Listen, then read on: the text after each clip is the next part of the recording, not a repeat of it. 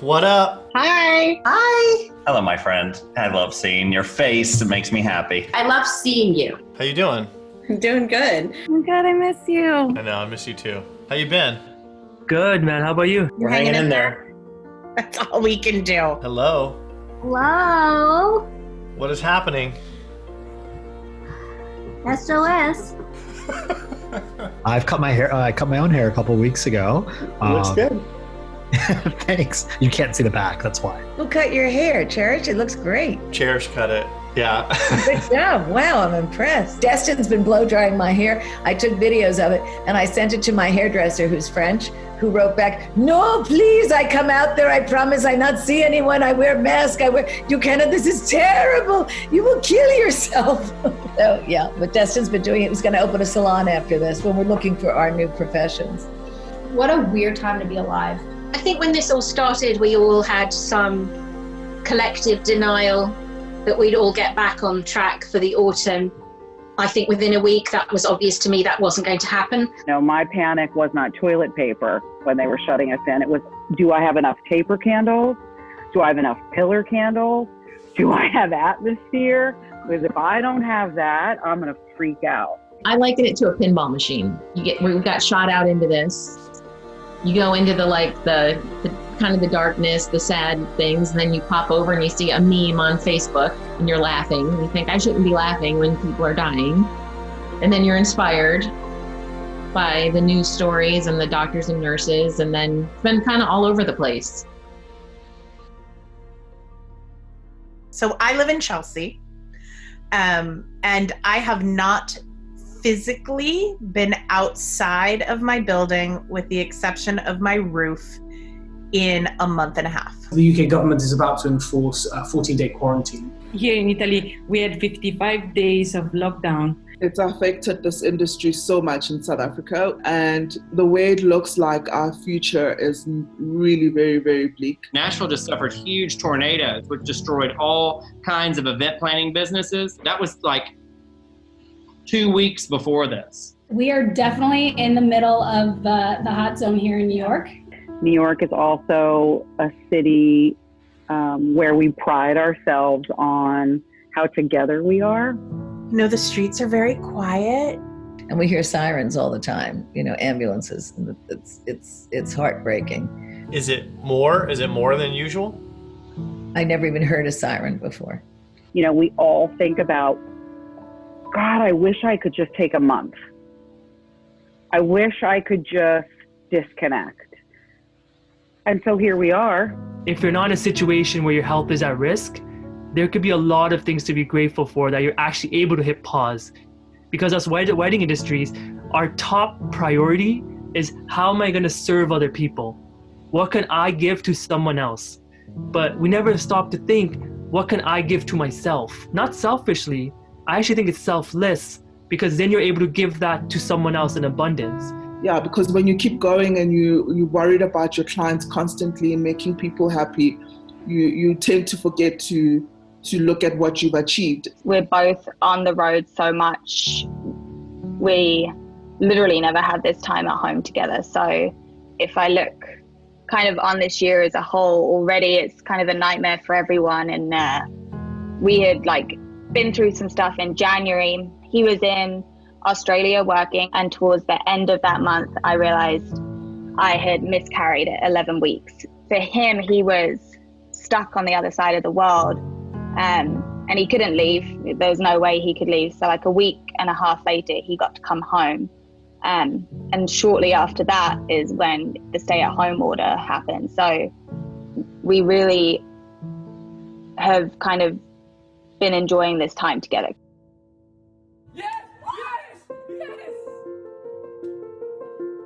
I think people have more time to breathe and think. So they're thinking about who they are, what they want, and reflecting on that a little bit. I haven't spent this much time with my parents since I graduated college. That's a huge silver lining. When else am I going to have this much time with them? You with your kids, right? We've got college-age daughters that we just had an unexpected 7 weeks with, that was I think you said it, Kath, a couple weeks ago, it was almost like a do-over, right? My kids didn't know me. This is such an incredible opportunity to really know me, be with me 24/7, cooking, cleaning, nagging. I think my kids are tired of my singing, but they're not tired of my cooking. You transition, you know, you go from, I was saying to someone the other day that I don't mind the fact that I'm home so much now because I was going at 180 every day, right?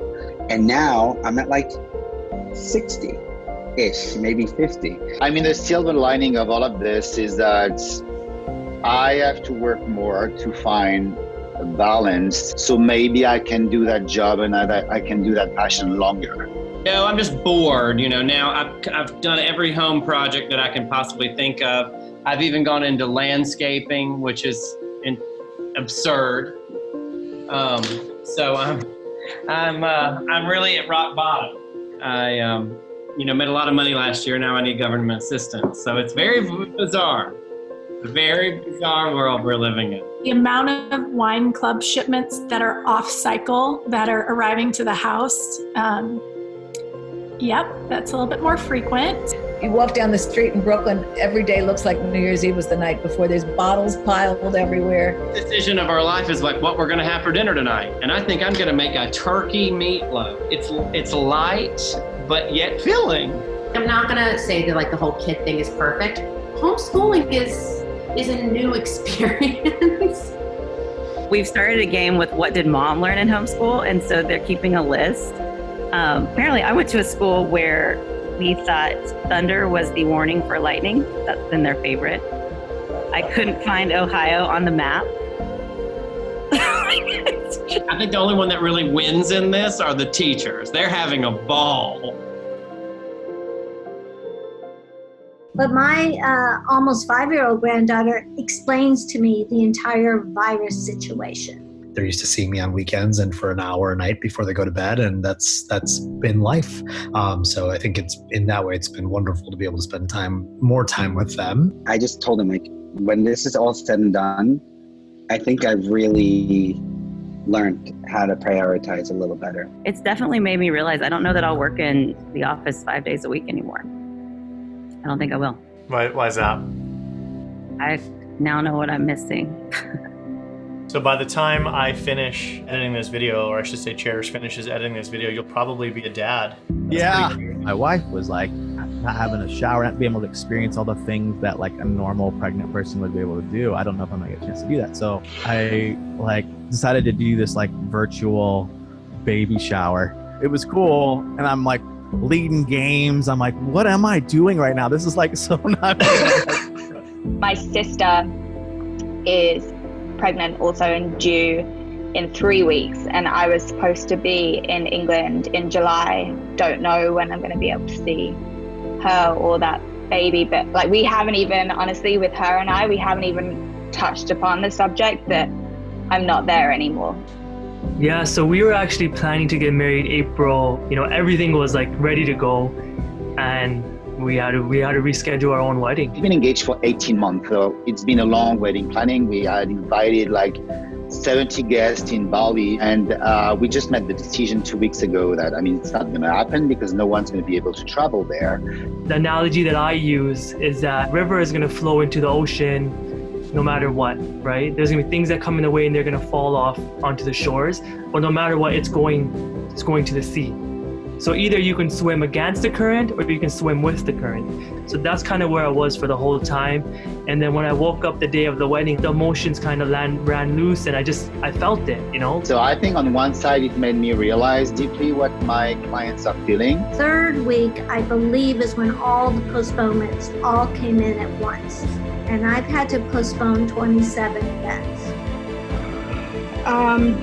The postponements have been really hard. Because it's upsetting for our couples and we're trying to be strong for them, but it's upsetting to us too, having to carry that weight for them and empathize with them. I'd say 2 weeks ago, at every turn, there was something else that whacked you in the face. You wake up and you are in fundamentally crisis management. We had a big wedding cancel yesterday, 4-dayer. Ouch. Yeah, it hurt. it's turned into reality where I may have a good year off. We had a great year and a half together. And now we've had to reschedule for 13 months out. Does the wedding design change? No. Do the players change? No. Like, everything was just picked up and moved. Yeah. My concern is, how do I maintain the emotional connection that I have with them? And I don't want to lose that. That's the hardest part about this for me. And the reality of what's coming in 6 months. So how have you been doing with all of this? It depends what day you ask me. I have a 6:30 panic attack every day. Some days I'm like gung-ho, like, okay, I'm just gonna dive into all the minutia of my business and take advantage of this time. But you know, I'll be honest, some days I can't get out of bed. I feel like 1 out of every 5 for me seems to be a down day, and then I try to I'll chat with my employees and they're like, "How are you today?" I'm like, "I'm great. Today's a great day." And they're like, "Why?" I'm like, "Because if I say it, I'm trying to make it a great day." People in this industry have lost people, and I cannot imagine how gut-wrenchingly difficult it must be when you are taken out of your home in an ambulance and you might never see your loved ones again because they can't be with you. It's really hard. I could get emotional seeing my mom, who has spent 41 years building this business, and we won't even let her in the building. I think the hardest thing for me is realizing that I might actually have my eggs in one basket. And, you start to question whether you actually work for yourself or you're an entrepreneur. And our husbands both work for Disney, so we've got that unknown. They've been furloughed, so. That was a big punch in the gut. For a while, it was like, God, this took blood, sweat, and tears to build for 10 years. It was really hard to see it blow up and possibly go away. I'm looking at the people that support me every single day, that support what I've worked so hard to build over the years. I feel a huge responsibility to those people and to that team. And I'm not just willing to throw in the towel and say, okay, well, now I'm just going to think about Josh, when Birch is the essence of Josh, right? When this happened, I called all 196 of our musicians over 4 days. Not an email, not some sort of MailChimp thing sent out just saying, hey, everything's cancelled, see you in 2021. Right. It was important to get ahead of it and say, look, we're all going through this. It's a difficult thing, and we will get through it together. All of us control our schedules to down to the minute, where I know what I'm doing 4 months from now at 4 p.m. on a Monday. But right now I have no sense of what my days look like, which is so weird. So it's kind of like giving up control and just it is what it is. All I can do is try my hardest each day, I'm really learning to just not have anxiety over the money.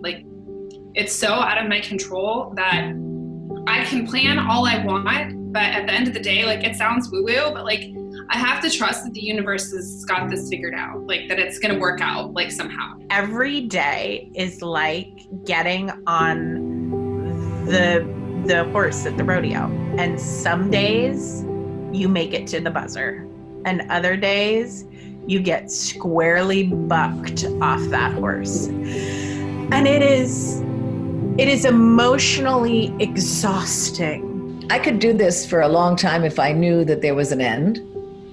And if I wasn't worried about my health and everybody else's health. If someone said to me, you have to stay in your house for 4 months, I'd be okay with that. I really would be fine,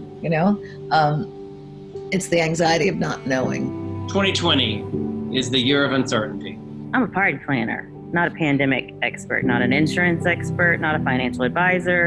And I think a lot of clients are used to coming to us and expecting expertise. When you're the wedding planner, you're supposed to have all the answers. And I always have a solution, or I'll figure it out. And this was not something I could figure out. People are looking to us and looking for us to help guide them. And it's been a challenging place to be in right now, just not having answers and not really being able to confidently just say, here's where we're going, or here's how we're going to get there, because I think a lot of us don't know. We don't have the answers. We can't promise them anything, but we can be as nimble as possible. We can be as empathetic as possible, as compassionate as possible, and hope that they are the same way with us. Allow yourself to not be reactive. I think that is the first thing that comes to mind, is that we want to fix it and we want to take control over the situation. We don't have control over the situation. It's like you're in the bunker right now. And then when we get out of the bunker, we're going to survey what's happening, and then we'll kind of figure out those next steps. But right now, for us to make a lot of predictions is kind of futile in a sense, right? I've been really focused on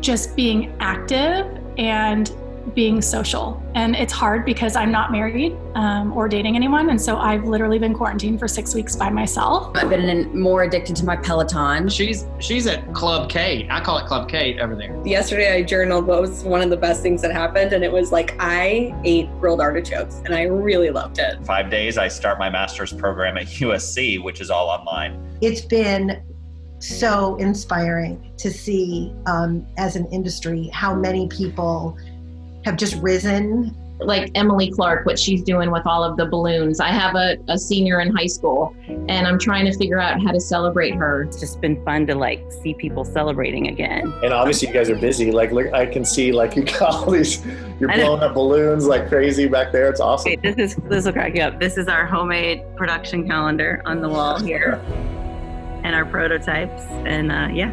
Well, we were doing Zoom calls every day, and I decided to do something special where we would have a gala and everyone get dressed up from the waist up. We had a red carpet, we had a host interviewing people as they entered the gala.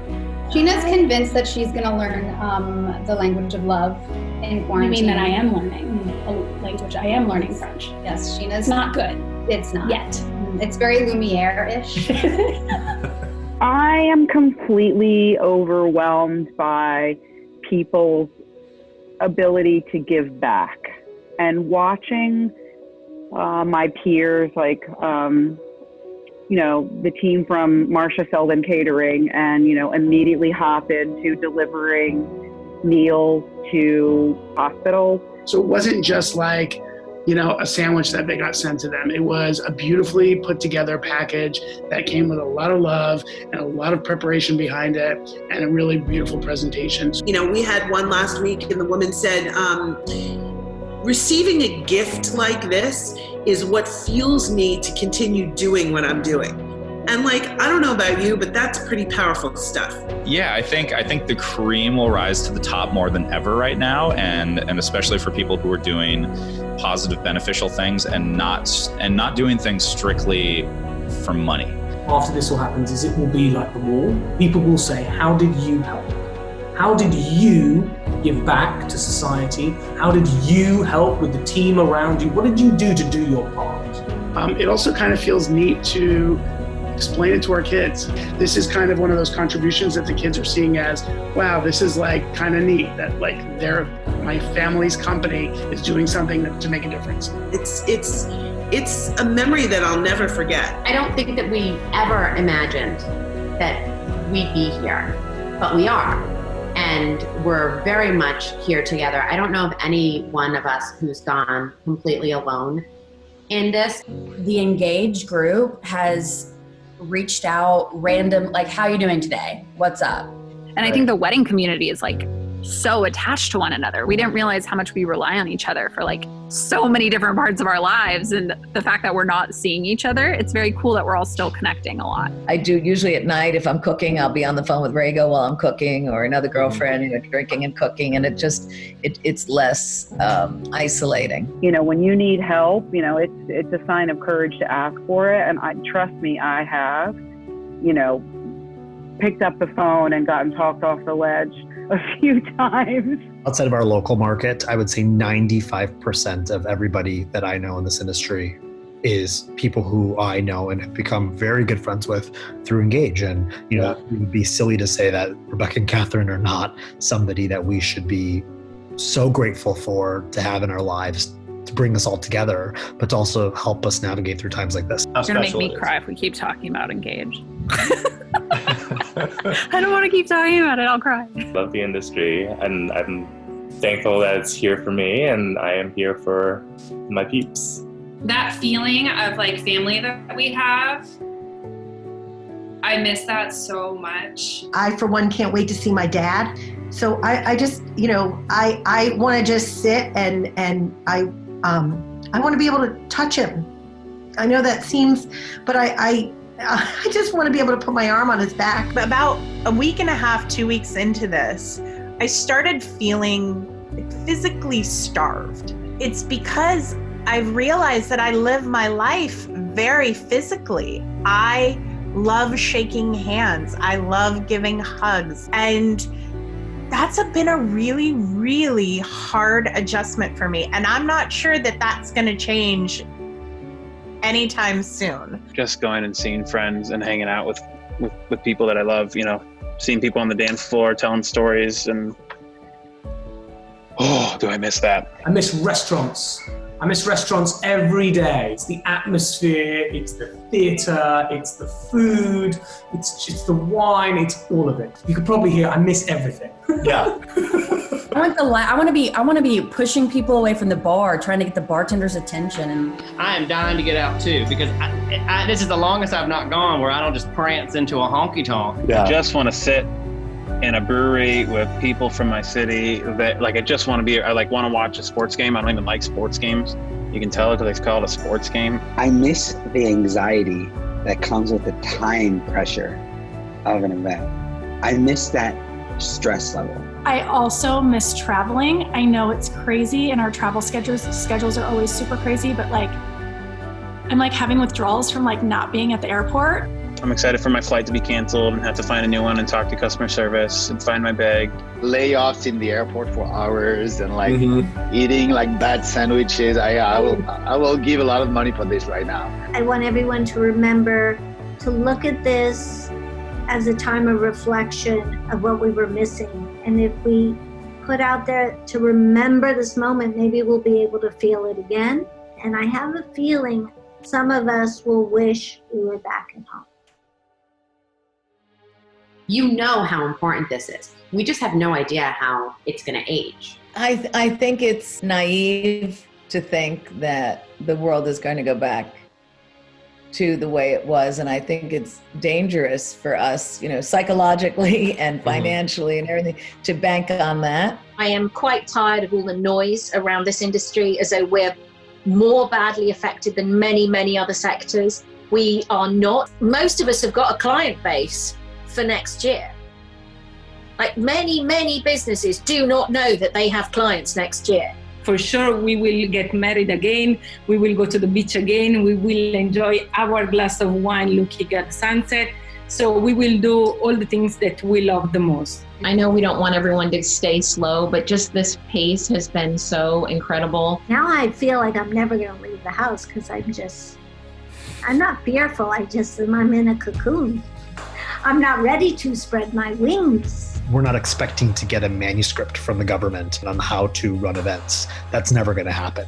It's going to depend on the best people in the industry. I think what's going to come out of that is going to be incredible. 2020 isn't about reaping, it's about sowing seeds for me. I want to stay really connected to our community. I want to give back where I can. Figuring out how to repurpose your talent, your creativity, your artistry. You don't know what that's going to propel you into something else. I believe that people are still going to be celebrating life's moments, and we're going to still be there to do it, and we're going to come out of this, and it's going to be different, and that's okay. The way we're going to get through it is embracing that we don't know how to get through it. We all have to adapt to the new situation. We all have to embrace change. We have to understand that it's nobody's fault. Everyone's human, and everyone has the capacity and the right to have weakness and have sadness and grieve this in their own way. Don't forget that although this is a really tricky situation, it could take somebody that you love. So say all the things that you need to say to people when you get the chance, because you just don't know. there's gonna be that silver lining that we're gonna get through, and there's gonna be some good stuff that comes out of this, and we will make it through. All of us will make it through. I think that the one amazing thing for our industry is it's going to be at the heart of how we recover. A wedding is an affirmation of the very concept of family. So to think that we do this for a living and that we're going to do this after this hideous global challenge, I can't wait to get out there and just start celebrating life again.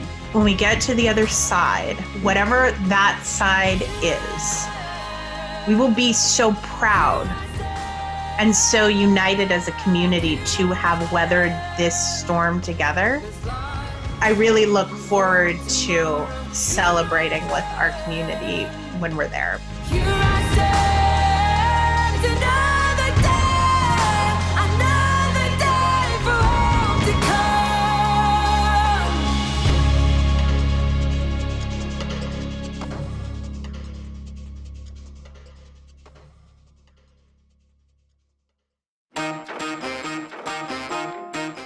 What was that? Oh, one of my cameras. I have different angles on me. Oh. And well, why didn't I get different angles? It stopped recording. Oh. Sorry. This is very low budget. Look, he actually combed his hair. No. You combed your hair for me? I put gel in my hair for the first time in 2 months. Don't tell me to shut up, Mom. I told you I'm recording a video. Don't you love all these cooking shows or these, like Martha Stewart was the other day, just a couple things that you would have in your house. And she's like, 16 bay leaves and 4 Russian nun pressed cheesecloths. Those would be perfect for this recipe. Just simple things that you would have in your home. I started cooking with my drapes. I love it. Thank you. Goodbye.